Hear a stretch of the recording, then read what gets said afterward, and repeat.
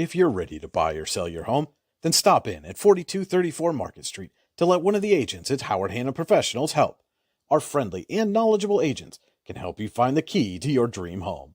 Looking for a new career? Howard Hanna Professionals can help there too. Howard Hanna Professionals will assist new and experienced agents with the startup fees for an exciting career in real estate. Call Katrina Laurie at 814-726-2000 for more information. Here at Casella, we make temporary dumpster rental easy, offering services that are perfect for construction, remodeling, special events, or other short-term projects. Casella dumpsters are available in a wide range of sizes to fit any job. Our dedicated customer service team will help you choose the right size container and service level for your project and schedule hassle-free removal based on your specific needs. The right size dumpster, when you want it, where you want it, removed when you say so. Good morning, everyone. Welcome into another episode of Coffee and a Conversation. Brian Hagberg on your Daily Local. And this week we are joined by Chris Corbar, Mark Schaefer from the Warren Forest EOC. And Chris, Mark, first of all, thank you so much for taking some time to chat with us today. And you guys have a poverty simulation coming up here on November 1st. Chris, what in the world is a poverty simulation? Well, first off, thank you, Brian, for having us. Poverty simulation. Well, it's actually, again, it's going to be, let's go over the dynamics a little bit of where it's going to be at and that kind of stuff. And then I'll go into what it actually looks like and whatnot. So on November 1st from 9 to 2, we're going to be at the Salvation Army at 311 Beach Street here in Warren. They've been gracious enough to help us out and give us a place to hold this event. It's going to be $10 per person. If individuals can't pay that $10, because it's ultimately going to be a pastry breakfast and a lunch, that we have another agency that's willing to step in and actually pay that. And we are actually, the poverty simulation, we're going to partner with Kate Brock out of the Community Education Center of Elton and Cameron counties. She's going to help us put it on. And what it is, it's a look at what poverty is. And individuals get to take a day in time. Well, actually, it's a whole month. They go week by week on time sections where individuals get to experience what it's like to be in poverty and all the constant struggles that you go with. So we're looking for participants to take part in the simulation. We have all our volunteers and all our workers to run the perimeter of the event. Puts people through spots where you might not see the day-to-day aspect in your everyday working life. Yeah. Like a couple months ago, I asked you about, is there a homeless problem here? Right. And you answered that question. Do you think there's a poverty problem in Warren County in some levels? Oh, absolutely. Okay. Absolutely. No question. What does poverty look like to you? Well, for me, it probably looks a lot different than, as you mentioned, some of the people who are experiencing the homelessness. And as I said to you, when you asked me that question, I think a lot of people, when you ask them, do we have a homeless problem here? They think because we don't necessarily see people downtown panhandling and doing those kind of things that Warren County isn't affected. But the reality is homelessness is a lot of different things to a lot of different people. And part of that is the poverty that we experience in the income and whatnot in the area. So what the simulation is, we're looking roughly for a cap of 80 people. We have currently 50 people plus signed up. If you've never experienced the type of program, it's a great experience for all. You can really kind of open your eyes, your hearts, and your overall mentality to the daily struggles that are actually happening in the area. Some of us, we have to navigate today's landscape and the financial wonder to put yourself. This enables us to put ourselves in a learning experience to become an agent of change, to volunteer, to help others navigate through these tough times. Either way, this event can draw our community closer together and kind of bring us forth with a little social uplifting for those in need. Our team actually experienced the simulation. To kind of answer your question a little bit here, in the past, which is where Kate came in, and we went down to Kane, all four of us on the housing team, and we got to step into a different role like each one of us had an assigned role. Like I was a 10-year-old boy.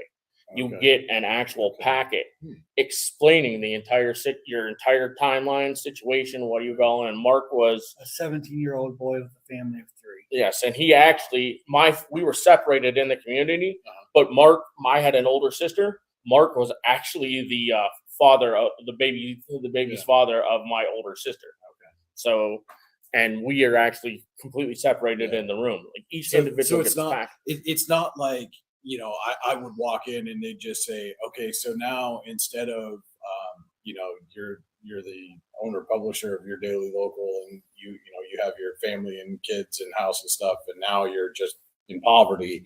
You're actually you get a role. Yeah. You're Brian, Right. or whoever, you get your assigned title, Miguel. You're Miguel in the situation. You have a wife. She just lost her job as an administrative assistant, so you're the only income in the family. You have 2 cars, but one car's not running great. Right. All 3 kids are in school, all that kind of stuff, so they have to go throughout the week. And around the perimeter are service agencies and various stuff that you have to go to.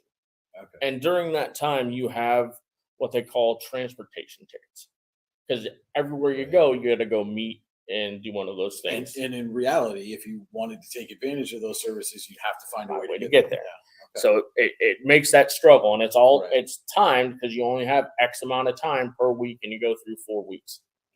So as you go through those 4 weeks, you're experiencing, I got to go here, I got to go here, I got to go here, I got to do this, I got to do that. Whew. Yeah. That gets frustrating and Right. stressful that you don't understand. And then my role was as a child. I got to see, because I have lived experience, I could think about it, and I could put my crisis thinking into play and kind of help out. But in that particular situation, they literally went, "Oh man, my parents aren't going to make it. How are we going to get fed? I hope we're going to lose our house." And then you watch a family.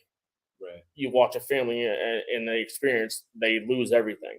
The kids get dispersed to CYS or whatever you want to call it, and they lose their home and get evicted and then whatnot. Mel Swall, our housing director, went to work one day, came back and found 2 kids sitting in her home that they dropped off, and she had to take care of with no extra funding for the next week. Yeah. So there's those type of scenarios that you experience, and it's eye-opening with, man, even as a social service provider, when we have a conversation, we got to watch what we say.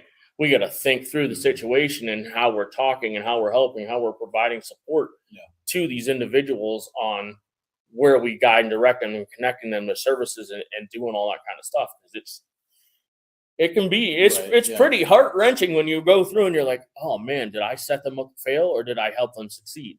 Yeah. Like you evaluate that stuff after going through the simulation. And that's what I think I want people to experience and feel through this poverty simulation.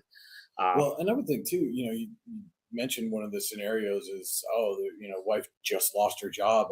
And I don't necessarily think people fully comprehend just how close and how quickly a family can go from, hey, we're getting by, we're making it. And then just like that, it's, oh my God, what are we going to do?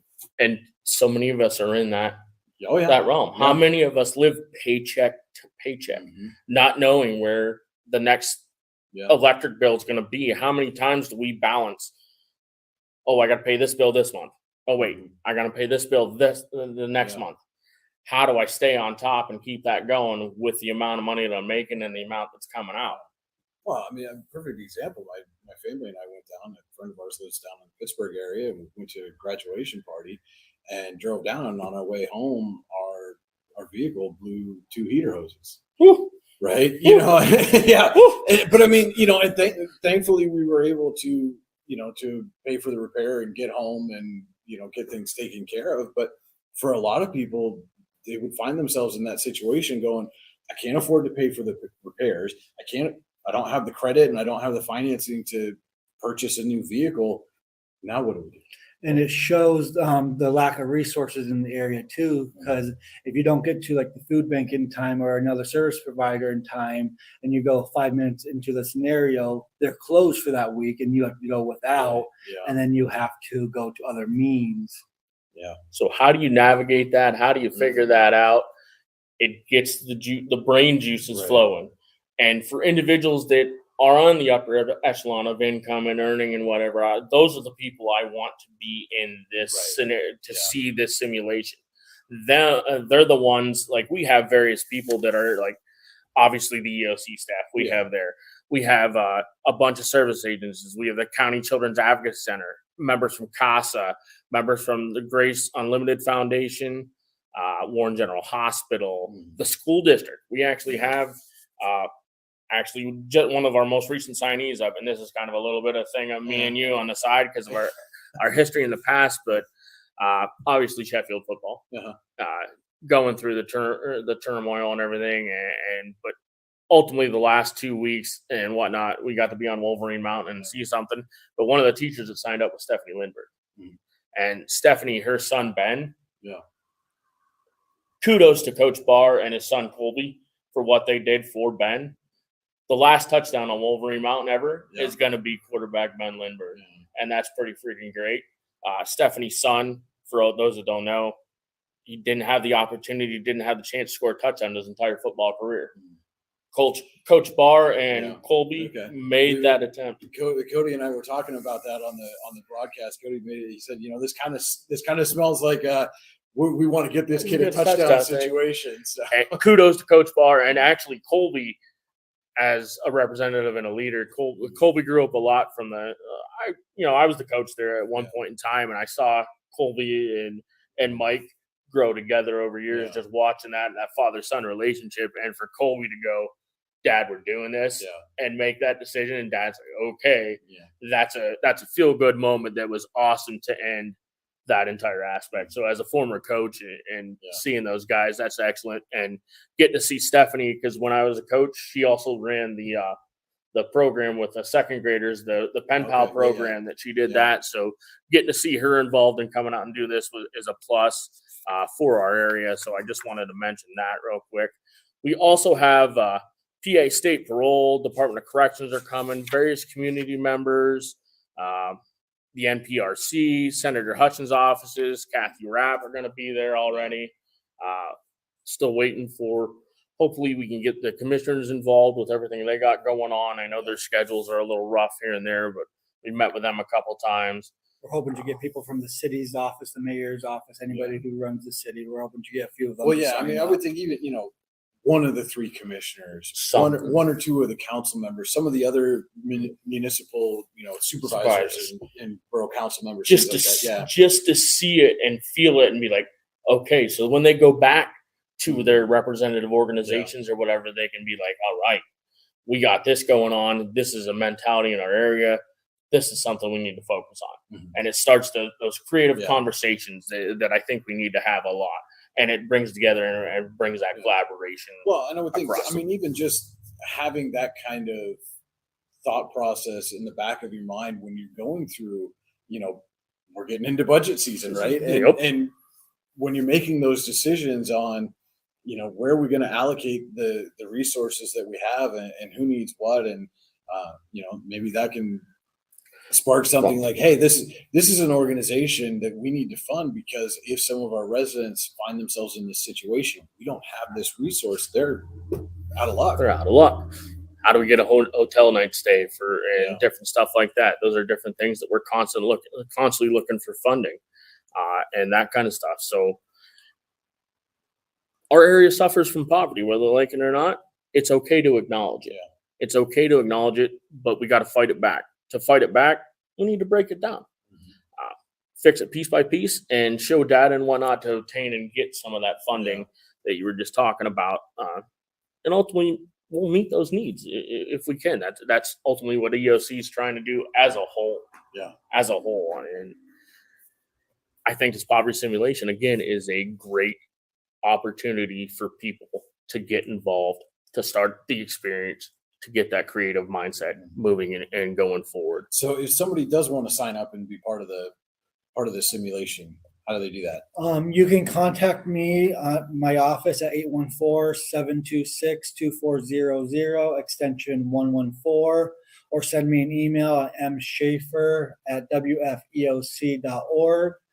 And then we can get you signed up. We will be closing registration at 9 a.m. on Monday, the 27th. 27th. And the cost is $10 per person to help cost of the food. But we do have an outside agency that will cover that cost if any organization or community member can't fund that $10.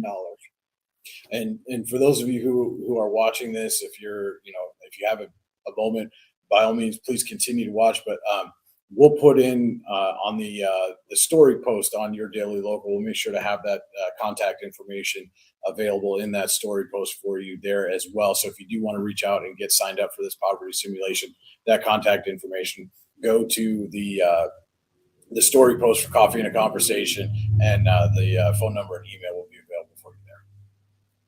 Okay. Awesome. So this is the first of 4 different kind of simulations that you guys are going to be running over the next year or so. So what are the other experiences that people, if they can't get to poverty, they might want to check out some of these other simulators? What are the other ones you got? Okay, so well, the training piece, this is part as we move forward in recognizing different subpopulations in our area. With the next one actually being a reentry simulation, we have the flyer here. We're going to put that out as well. It's going to be March 7th, also at the Salvation Army. All 4 of these are going to actually be at the Salvation Army because they partnered with us. The reentry simulation will be run by the Department of Corrections. They are going to come in and actually facilitate that one for us. After that, we're going to go with a recovery simulation in another quarter of the year, and then we're going to wrap it up with racial wealth gap, partnering with the Housing Authority of Warren County, and doing that in the last quarter of next year. And so, just for clarity, I think you said the Department of Corrections running the reentry simulation. This is simulating someone who's coming out of prison, jail, different kind of stuff like that. Individuals, that gap is huge in today's society, especially with some of the governances that have come down here and there. I know there's individuals let out of state prison early release and stuff like that, but they're getting early release and they may or may not have a place to stay, a job, and an income to go to. All their documents, all their documentation, photo ID, social security card, birth certificate, different health insurance, all that kind of stuff. They're not set up with those benefits. And part of that is learning. If you're involved with the EOC, we connected mainstream benefits. But how many places even know that coming out? So it's just getting out there, getting that information, connecting to those agencies and letting them know that, hey, we'll help out. And then the recovery simulation, obviously drug and alcohol. Drug and alcohol and racial wealth gap, kind of self-explanatory. And these are all going to be posted on our Facebook page with the links and all of that to sign up. Excellent. So again, check out the Warren Forest EOC Facebook page for further information on those upcoming simulations. And I mean, this sounds like a program that really has an opportunity to open quite a few eyes. Oh yeah, the poverty simulation, the reentry, all these simulations are anything we can do to make an impact. That like rolling into other stuff that I want to talk about and kind of with that is the fact that EOC is allowed to do this now. I want to take a couple minutes to kudos to our new executive director. Not that our former executive director, Bob Rabel, did anything wrong or anything, but I've actually in the last couple months come to find out he's done more that I never even knew about that I'm getting involved in with revitalization and different things like that he stepped into. But our new executive director, Tressa Sweeney, my God, she has allowed us. Would we have done this a couple years ago? I don't know. I don't know. She's allowed us to expand and let us out. Let us out and let our creative abilities. It could be when I get out and get creative. It could be bad. You never know. But no, with Tressa as our executive director, she encourages us to get out and do things in the public. We've done the Hot Dog Day community event. We're doing these simulations we've gone to all kinds of different stuff. The commissioners thing tonight. You're going Tuesday. Tuesday to That's the tonight. TDU Fire TDU, Hall for yeah. the commissioners service provider gathering. Show on the road. Show on the road. Previous episode of Coffee and Conversations with the Warren County Commissioners, explaining all about Show on the Road. They are, as we're recording this on Tuesday the 22nd, they're going to be in TDU tonight, and then next week on the 29th. They'll be out at Sheffield. So, but before we get too much into that, I want to take a quick commercial break. We'll be right back with more Chris and Mark from the Warren Forest EOC on Coffee and a Conversation right here on your Daily Local. If you're looking to enhance your current skills or gain an entirely new skill set, now is the time to register for classes at the Warren Forest High Ed Council. For 40 years, the Warren Forest High Ed Council has been providing education services in Warren and Forest County. The November 2024 schedule includes creating a holiday brunch, generating a resume using AI, first aid, AED, and CPR training, and online workforce training classes. Go to high-ed.org or call 814-723-3222 to register.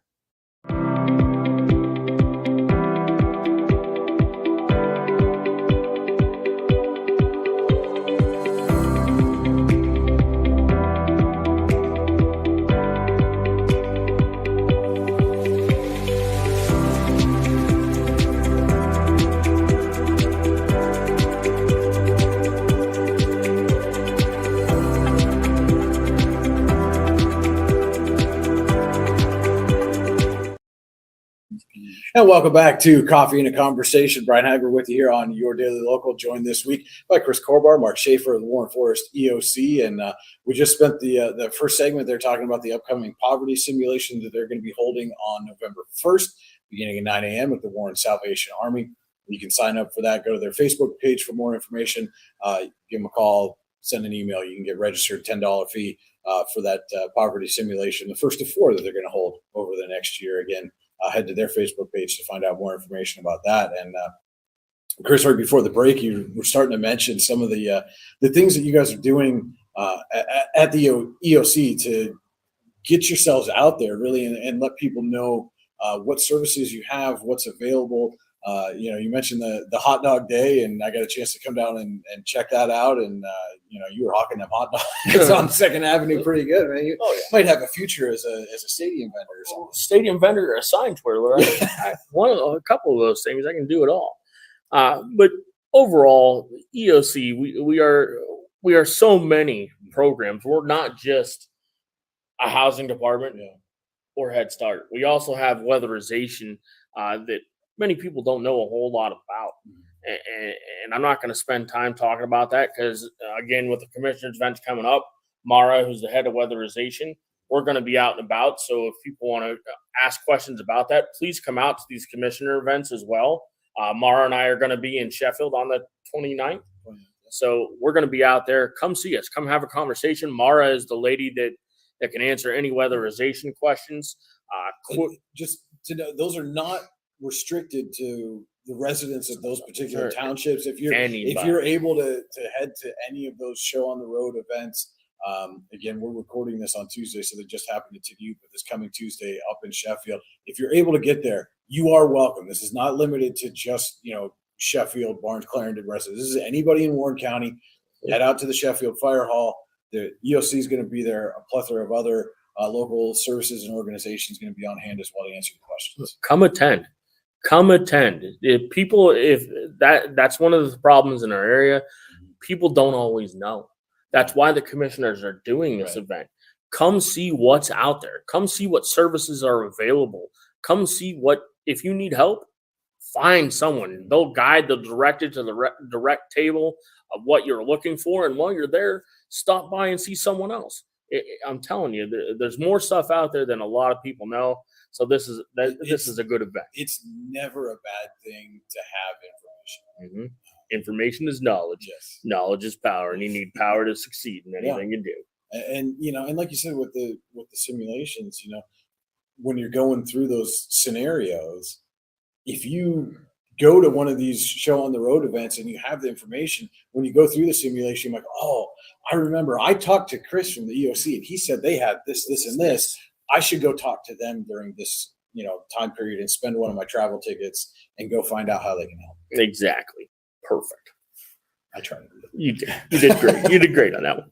So weatherization, again, with Mara, one quick note that she wanted me to mention when we were here, the LIHEAP crisis program does begin November 4th.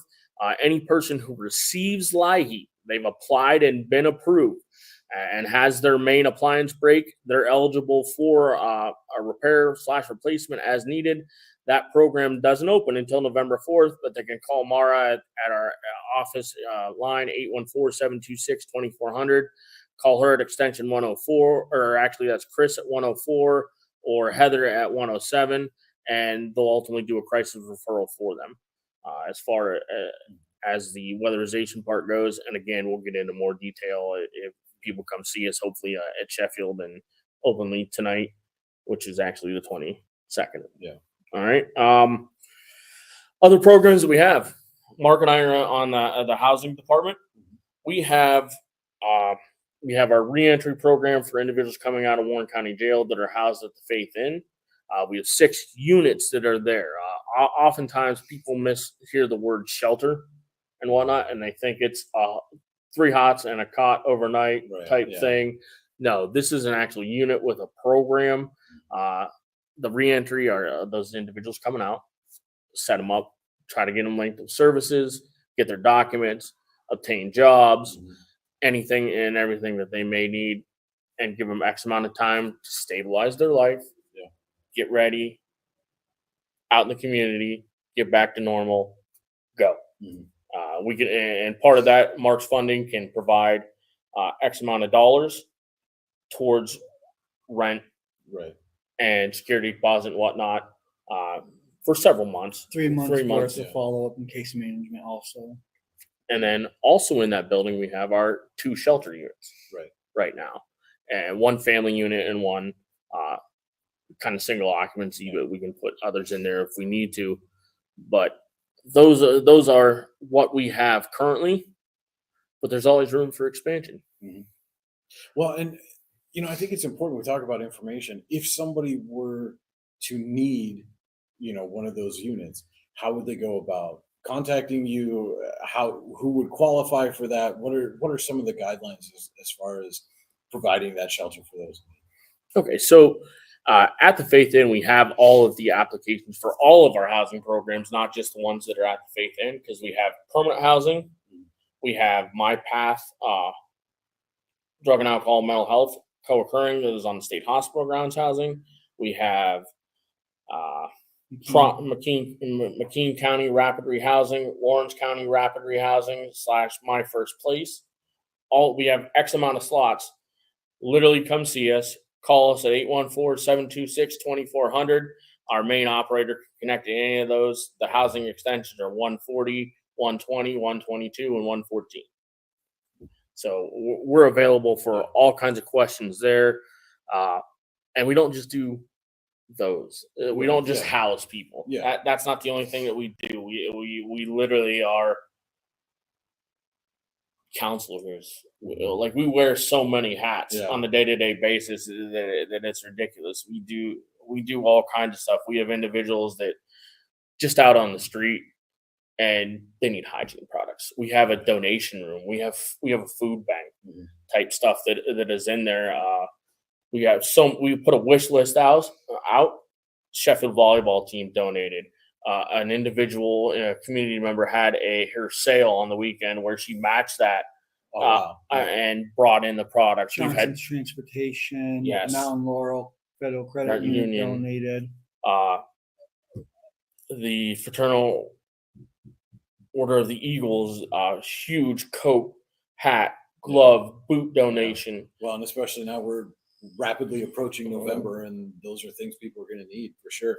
We also hand out a local food bank list, mental health services list, can do referrals over to mental health, drug and alcohol. We have the other local low-income housing applications, Housing Authority, Buchanan Courts, and Lincoln Woods. We can help fill those out. We can do the application for SNAP over the internet, get people set up for that. Do the free government phone. We can get people set up with that. We're like a one-stop shop. Come in, we can get you. Now, how often, you mentioned being able to do things online for people and things like that. How often do you run into folks who otherwise would be able to take care of some of these situations, but either aren't familiar or don't have access to internet. all the time, all the time. And there's so many that come in that don't have the skill set as well to even operate the internet or know what's going on. We have a little computer lab that we allow people to come back in, sit down and do job applications and different stuff. And if they have questions, they can come in and do that. But there's so many of them that just have that need. Like we have one guy that can't read, write, or anything, so he brings his rent into me to help fill out. Yeah, there's that kind of stuff. And we have a list of employers in the area that are currently hiring that we hand out that list constantly. Yeah, we're constantly calling jobs and different things like that because a lot of our individuals don't know how to approach getting a job. So we're doing a lot of the pre-job work, the resumes, all that kind of stuff, budgeting, different things like that. There's so many aspects of what we do on the day-to-day that are just, you don't know how they got missed along the way. And you don't have to be a current EOC client for any of these services. You can just come in Monday through Friday, 8 to 4, and we can either schedule an appointment with you, or if we're free, we can go ahead and help you out at that time. And you mentioned come in and stop in your office, which is 225 Pennsylvania Avenue West, the Faith Inn. We're there Monday through Friday, 7:30 to 4. And we're right next to Ling Ling's Chinese restaurant. Yeah, so if you stop and get lunch and come on in, I might eat it, but you'll be all right. Stop in, then go get lunch. Yeah, so don't bring it in front of me. You never know. Anybody can come in and look at our donation room too. We always have lots of donations: clothing, shoes, toys, books, all kinds of stuff. And we're always looking for donations too. If you have stuff that you want to clean out that's in good shape, give us a call. Drop it off Monday through Friday. We'll put in our donation room, and we'll give it out to the people who could use it. Another aspect that I know that we've used a lot in the lab, it's called our HAP program, where we can do security deposits up to $500 for an individual, and then there's another cap for a family. And it also helps with utility assistance that we have in various things to pay out some different bills. We've paid roughly between 20 and 40 to a local area municipality in the last year or so, off and on. So we utilize that program a lot. ERAP, of course, paid the rent and utility assistance and all that stuff. That's kind of wound down and kind of gone away. So that HAP is the next little funding source that we've been able to utilize and kind of assist people and help out with that, because a lot of people got used to that ERAP money and kind of helping out. So now we need to scale it back and be like, all right, we only have X amount of money. This is what we can use it for. Let's keep trying to help you do this stuff. And we're using a lot of that. And you can see the impact that it's having in the area on certain levels. And we're always looking for new avenues of funding and whatnot. Melanie Schwab, our housing director, she's phenomenal. Like grade A. Number one all-star as far as I'm concerned and everything to do. I'm not just saying that just because she's my boss. I got to get a little kudos. How much time we got? Chris will be in Melanie's office later today asking for a raise. Yeah. But no, she literally has done great. Put her in for a couple of awards and stuff here and there, but we'll figure hopefully she gets one of those later on down the line. But she literally she took over grant writing for us in the last year. Most recently, she just got $150,000. Like literally, like that. That's awesome. Just expansion and different things and different programs. We are looking at it. She's doing a great job writing and coming up with that different stuff. We can't give her kudos enough and everything that she does. And she's always open for us if we have a question. So I can't give her kudos enough in everything that she's doing. So if somebody maybe not necessarily in need of services, but wants, is watching this and says, hey, this is an organization I want to support, I want to help out, what's the best way they can do that? Send it to us online. Mailing address, 1209 Pennsylvania Avenue West. Send a check. Call us up. Let us know. Our fiscal department and everybody that's involved, they'll do guide and directive. Warren gives. When that comes around, EOC, remember us at that point in time, please. Definitely. We're always 6 months away from mid-May, but but hey, we're always looking for volunteers too to come in to go through our donation room full of clothes, go through, see what's good and what's not, go through our food pantry, see the food that's outdated, and do some office cleaning, stuff like that. So we're always looking for volunteers. Are there requirements? You know, got to be like 18 or older. 18 and like older. We do offer community service too. So if somebody does have community service, they can give us a call. We can talk to them about that, and then we send everything right over to the probation officer and keep track of all the community service hours for them. And we have done, juveniles have come in and done community service with a parent accompanying them and that kind of stuff. I mean, we constantly have like little sticky notes on the wall. All right, here's your next community service thing for anybody that comes in.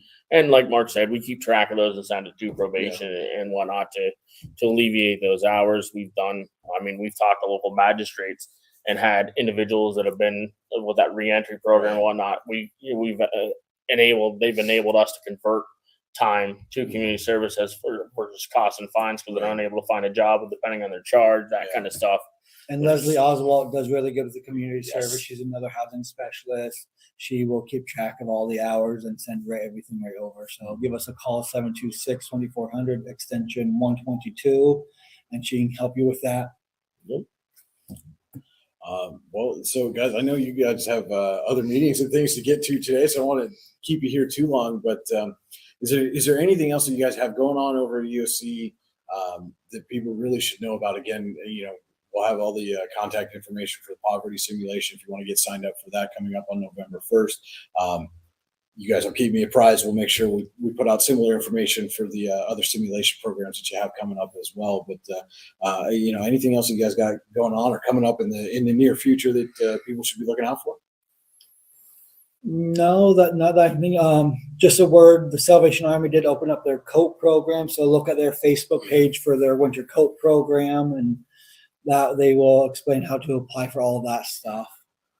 And just come in, pop in, talk with us, say hi, get some resources, tell us what you think the community needs. We'll take that back to our team and see what we can get out of that. We're always looking to meet new people, new businesses come in, talk with us, see what we can partner with, and go from there. Needs assessment. I think it's concluded, but we actually can repop that out just in case if there's a couple last minutes. I don't know if the vet who is facilitating that, if that's still open. I believe it's closing either at the end of October or mid-November. When that closes up, again, community needs assessment gives people to have a voice and an opinion on different things. So if the community sees it, we can go try to find a funding stream to help out with that. And that link is posted on our Facebook page also. Also available. We did a small story on Your Daily Local, so if you check out either of those, either the EOC Facebook page, yourdailylocal.com, just look for the EOC needs assessment. If you still got some time to get that filled out. And again, information is power, right? And these guys and the fine folks at the EOC can't help us out in the community if they don't know what the community needs are. Very true. All right. Well, Mark, Chris, thank you guys so much for stopping by, giving us this kind of information bomb here in this week's episode of Coffee and a Conversation. Much needed, very valuable resource that you guys are providing for the community. So want to, thank you for all the work and effort that you guys put in down at the EOC.